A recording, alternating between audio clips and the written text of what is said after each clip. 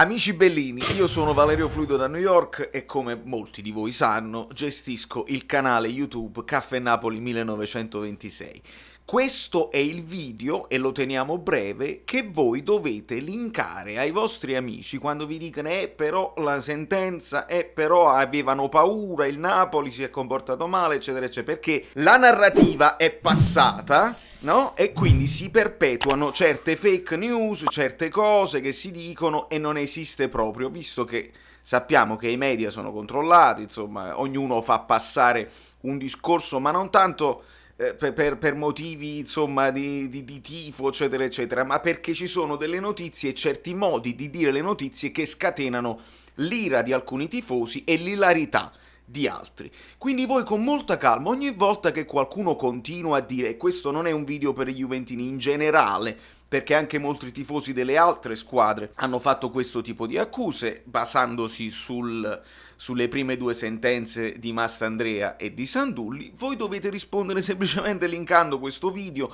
o taggando l'amico in questo video, senza né se né ma, perché è uscita la sentenza vera e propria, sapevamo già che siamo stati ovviamente scagionati da tutto, e ve la leggo, ve la spiego proprio in 5 secondi. Secondo le sezioni unite del collegio di garanzia, le decisioni dei giudici endofederali non hanno tenuto conto del sistema disegnato dal legislatore emergenziale e in particolare del criterio della gerarchia delle fonti. Gerarchia, cioè cosa è più importante, l'ASL o il calcio? Ok, la società Napoli ha applicato il protocollo della Federcalcio vigente all'epoca dei fatti di causa, che rimandava con riferimento alla procedura da osservare in caso fosse accertata la positività. È chiaro, di un calciatore, alla circolare del ministero bla bla bla, e quindi la competenza dell'ASL del territorio. Ne discende che la richiesta di informazioni e chiarimenti, perché molti dicevano voi vi siete messi d'accordo, l'avete chiesta, da parte del Napoli, lungi dall'essere un atto preordinato e a costituire un elemento per non adempiere un obbligo, costituiva diretta applicazione della suddetta circolare, atto normativamente superiore rispetto al quale cedono tutte le norme federali incompatibili con la medesima. Mi sembra chiaro, non devo spiegarlo. Secondo il CONI, il provvedimento di legge o di carattere amministrativo emesso dalle competenti autorità che per tutelare l'interesse pubblico e sulle preposte impone prescrizioni o divieti che rendono impossibile la prestazione dell'obbligato indipendentemente dalla sua volontà, il factum principis di cui si è parlato, non può essere ravvisato nella nota dell'AS del 4 ottobre, ma deve essere individuato nelle due note del 3 ottobre. Quindi, per concludere, la lasciamo breve, l'atto oggettivamente impeditivo della prestazione del Napoli risale già al 3 ottobre. Ne consegue, secondo il collegio di garanzia, che il Napoli ha agito senza malafede e in piena coerenza con quanto stabilito dalla normativa vigente, e che di conseguenza nessuna responsabilità può essere addebitata alla società in questione. Ora, altre persone continueranno a dire, ignorando o facendo finta di ignorare queste parole che sono chiarissime,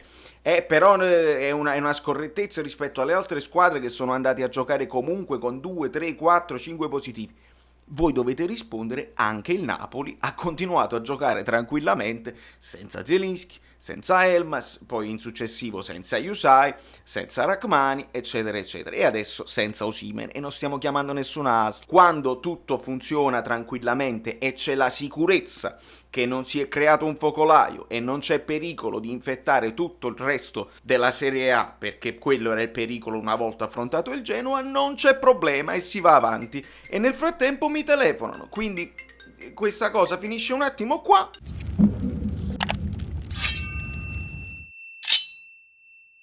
Riprendendo il discorso, perché le telefonate, i rumori, i limoni e tutte le cose che ci interrompono sempre a New York, non si può vivere tranquillamente. Questo è il video che dovete far girare un pochino dappertutto. Se siete su YouTube